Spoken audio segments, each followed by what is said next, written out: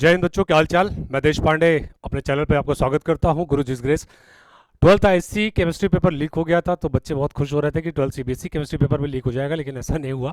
Paper आज हो गया और पेपर डिटो बेटा जैसा डिस्क्राइब किया गया था वैसा ही आया। इवन कई सारे सेक्शंस और विथ सीरियल विथ सीक्वेंस वही सारे आए। जैसे मैं अभी आज पेपर सॉल्यूशन के लिए आया हूँ। सेम डे आज ही हमारा 27 को एग्जाम हुआ है, तो मैं सेम डे आपके लिए सोल्यूशन भी लेकर आया हूँ। तो आते हैं सोल्यूशन की तरफ। तो बच्चों देखते हैं क्या है सोल्यूशन में। ये तो फर्स्ट पेपर आपको इंट्रोडक्शन के लिए निकला हुआ है कि भाई केमिस्ट्री का पेपर था। नेक्स्ट फॉर्म आता हूं मैं, जिसमें पहला क्वेश्चन हमारा मेंशन है सेक्शन ए एमसीक्यू बेस्ड। बच्चों लिखा है molar mass the molar ionic conductivities of Mg++ and SO4-। ठीक है, ये क्वेश्चन कराया गया था। मैंने कहा था बच्चों फॉर्मूला रट लीजिएगा, और बच्चों जो जो बच्चे पढ़ रहे थे उनको मैंने एग्जाम में भी दिया था, इस पे क्वेश्चन आया हुआ था। तो देखते हैं कैसे क्या करना था इसमें। देखिए लिखा है क्या बच्चों, MgSO4। एक मिनट रुकिएगा, MgSO4।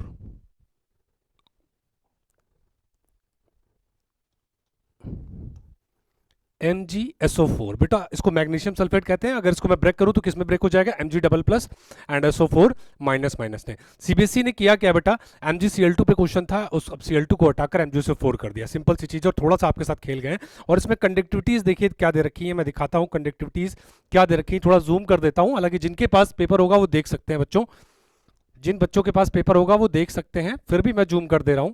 देखिए क्वेश्चन में लिखा है बच्चा कि ये जब आयन ब्रेक हुआ तो इसमें क्या है, Mg की मोलर आयनिक कंडक्टिविटी क्या दे रखी है बच्चों, 106। इसकी दे रखी है 106 एंड इसकी दे रखी है सल्फेट की 160। तो बच्चों आप सबको पता होगा ये मोलर आयनिक कंडक्टिविटी में क्या करते हैं, दोनों आयंस की कंडक्टिविटीज को जोड़ देते हैं, ऐड कर देते हैं। ठीक, तो सिंपल सी चीज थी, कुछ करना नहीं था। 106 + 166 और आपका आंसर तुरंत आ जाता बच्चों 266। यानी कौन सा ऑप्शन सही है बच्चों, ए ऑप्शन सही है। बैठ के तुरंत अभी अभी चेक कर लो, 20 नंबर आपके पक्के हो जाएंगे यहीं से। दूसरा क्वेश्चन क्या, from the elements of 3D series given below which element shows the maximum number of oxidation state. Oxidation state क्या होती है बच्चों, it's a combining power, it's totally different with valency. तो 3D सीरीज का मतलब क्या हुआ, 3D सीरीज ऑब्वियस सी बात है डी ब्लॉक एलिमेंट का क्वेश्चन है। और इसमें अगर आप क्रोमियम को देखेंगे, क्रोमियम +6 से ज्यादा नहीं शो करता है। टाइटेनियम देखेंगे, कोई नहीं शो करता है, मैग्नीज को छोड़कर। मैग्नीज क्या है बेटा, +2 +3 ये +7 तक जाता है। बाकी सबकी दिक्कत ये है कि +7 टच नहीं कर पाते। यानी ऑप्शन कौन सा बच्चों, ऑप्शन बी इसमें करेक्ट है। तो जिन्होंने मैग्नीज टिक किया है मेरी तरफ से उनको थम्स अप है। नेक्स्ट आता हूं थर्ड पेज पे। थर्ड पेज पे हमारा देखिएगा बच्चों क्वेश्चन क्या है। देखिए बहुत ही प्यारा क्वेश्चन है, बहुत बार डिस्कस किया हुआ क्वेश्चन, एनसीईआरटी का पेट क्वेश्चन है बच्चों। विच एल्किल हैलाइड, एल्किल हैलाइड आप सब जानते होंगे बच्चों क्या होता है, एल्किल हैलाइड क्या होता है बच्चों, RX। ठीक है, alkyl halide, halide halo means होता है सी वाटर एलिमेंट्स। तो देखते हैं, which alkyl halide from the given option will undergo SN1 reaction, substitution nucleophilic reaction. तो बच्चों सीधी सीधी बात बता दूं, टर्शरी हैलाइड जो होते हैं बहुत एक्सेसिवली ये रिएक्शन करते हैं in comparison to 1 degree and 2 degree. तो क्या ऑप्शन होगा, अब देखो भाई तुम्हें ये पता होना चाहिए कि 3rd डिग्री क्या होता है, 3 डिग्री हैलाइड्स क्या होते हैं। 2 डिग्री और 1 डिग्री को छोड़कर तो 3 डिग्री हैलाइड बेटा ये है। कैसे पता करते हैं बच्चों, देखिएगा 3 डिग्री का मतलब क्या हुआ, 3 डिग्री का मतलब ये हुआ 3 एल्किल ग्रुप जुड़े हों।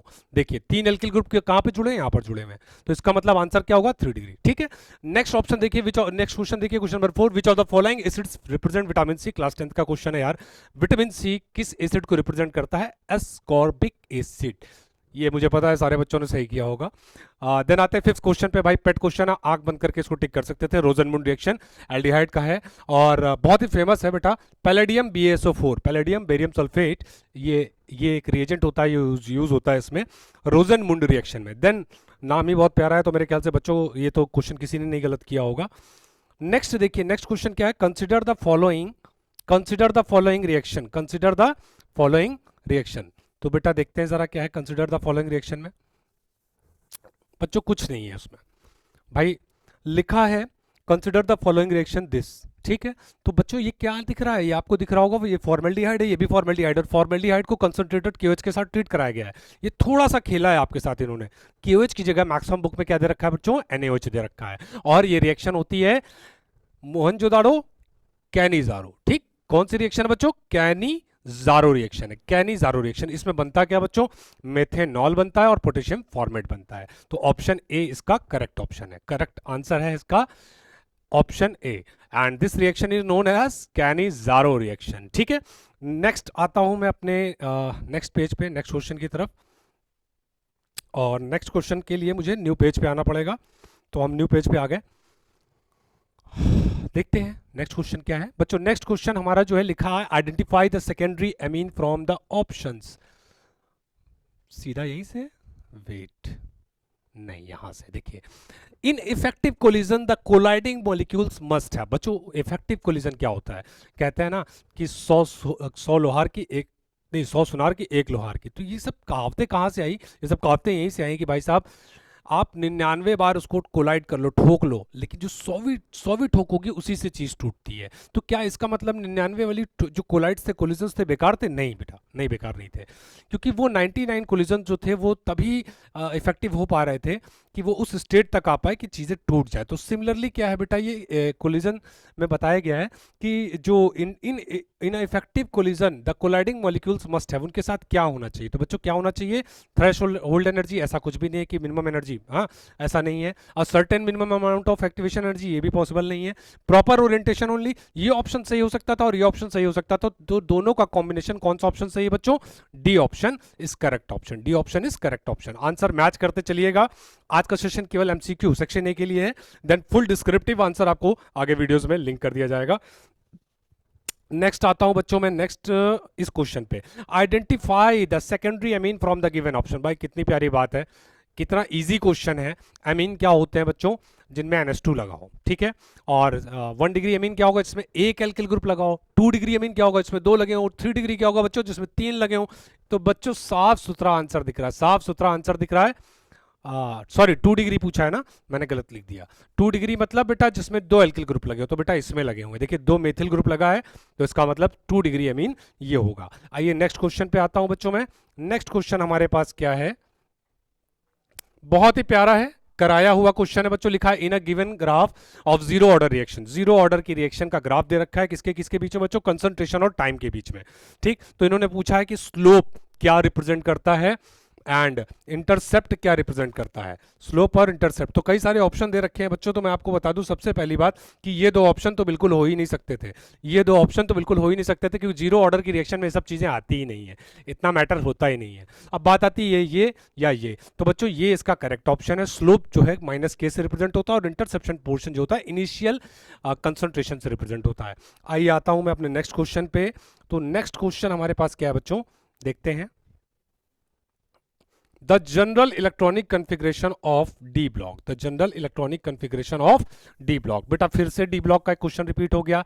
तो बच्चों डी ब्लॉक की खासियत क्या होती है, डी ब्लॉक में कितने एलिमेंट्स आ सकते हैं बच्चों, 1 से लेकर 10 तक, डी ऑर्बिटल में। और उसके बाद एस में भी जाते हैं, आप सबको पता है D block is known as और ट्रांजिशन एलिमेंट्स। ट्रांजिशन एलिमेंट्स क्यों कहते हैं, क्योंकि उसमें क्या है, कुछ एलिमेंट्स डी में भी रहते हैं, कुछ एस में भी चले आते हैं। तो परफेक्ट आंसर इसका ये है, परफेक्ट आंसर बच्चों क्या है इसका, ये है first option. Please answer match करते चलिएगा। नेक्स्ट आता हूं मैं, नेक्स्ट अपने क्वेश्चन नंबर 11 पे। क्वेश्चन नंबर 11 में क्या है, देखिए क्वेश्चन नंबर 11, क्वेश्चन नंबर 11 में लिखा है बच्चों न्यूक्लियोफिलिक एडिशन। बच्चों न्यूक्लियोफिलिक एडिशन मतलब क्या हुआ, न्यूक्लियोफिलिक एडिशन मतलब जो न्यूक्लियस को लव करता हो, है ना। तो न्यूक्लियस को लव कौन करेगा, जिस पे नेगेटिव चार्ज होगा। तो लिखा है nucleophilic addition of Grignard reagent to ketones followed by which hydrolysis with dilute acid.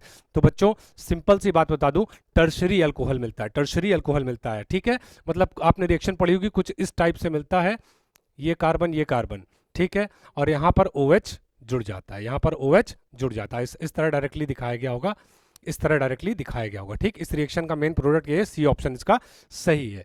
फिर मैं आता हूं बच्चों किस पे, फिर मैं आता हूं आपके क्वेश्चन नंबर 12 पे। तो क्वेश्चन नंबर 12 देखते हैं क्या है। क्वेश्चन नंबर 12 लिखा है बच्चों,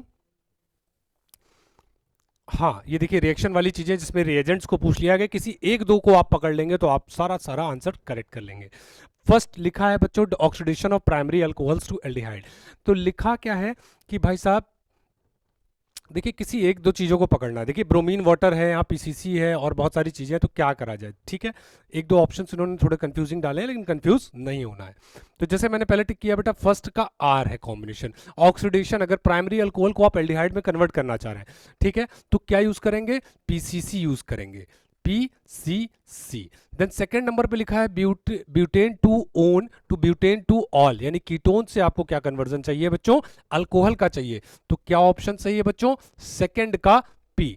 सेकंड का पी मतलब बच्चों NaBH4, इसकी जगह Li भी यूज करते हैं। देखिए ये कंफ्यूज करने वाली बात थी, बाकी कंफ्यूज नहीं होना था। थर्ड का क्या बच्चों, bromination of phenol to 2,4,6 tribromophenol. तो थर्ड का बच्चों क्या है, ऐसा है ब्रोमीन वाटर, सिंपल से, बहुत इंपॉर्टेंट, बहुत खास रिएक्शन थी। नेक्स्ट क्वेश्चन देखिए, रीजन असर्शन पे आ जाता हूं। रीजन असर्शन में क्या है बच्चों, आपको पढ़ना है और पढ़ने के बाद आपको आंसर्स पे जाना है। तो मैं डायरेक्टली आंसर्स बताता चलूंगा कि क्या है। Bromination of phenol can be carried out even in the absence of Lewis acid. बिल्कुल सही बात है बच्चों, प्रेजेंस में नहीं हो सकता है, एब्सेंस में हो सकता है। देखिए अभी तक जितनी बार क्वेश्चन आया है तो प्रेजेंस वर्ड करके यूज हुआ है, तो प्रेजेंस अगर लिखा है तो गलत है। फिलहाल यहाँ पर पहला ऑप्शन सही है, फिलहाल बच्चों यहाँ पर ये वाली बात सही है। दूसरी बात क्या कह रहे हैं बच्चों, OH group of phenol has the high activation energy. बिल्कुल दोनों बातें सही हैं, और दूसरी बात पहली बात का परफेक्ट रीजन है, ठीक है, दूसरी बात पहली बात का परफेक्ट रीजन है। आता हूं नेक्स्ट क्वेश्चन पे, क्वेश्चन नंबर 14 पे। क्वेश्चन नंबर 14 भी देखिए, क्वेश्चन नंबर 14 देखिए बच्चों।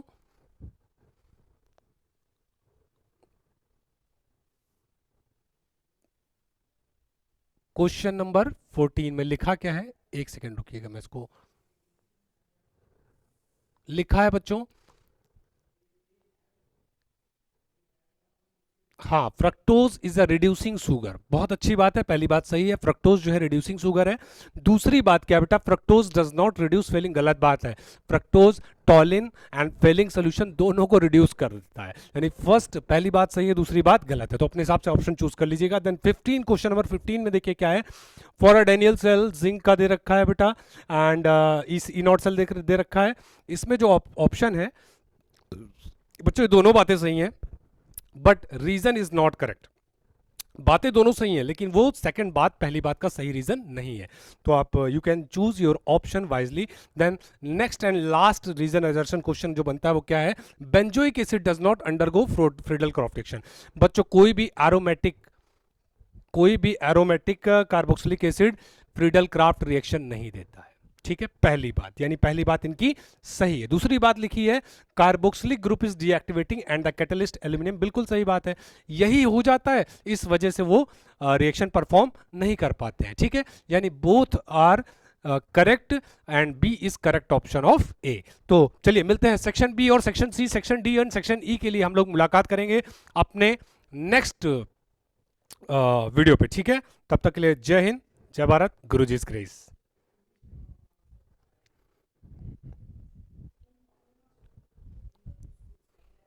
Pause sir, done.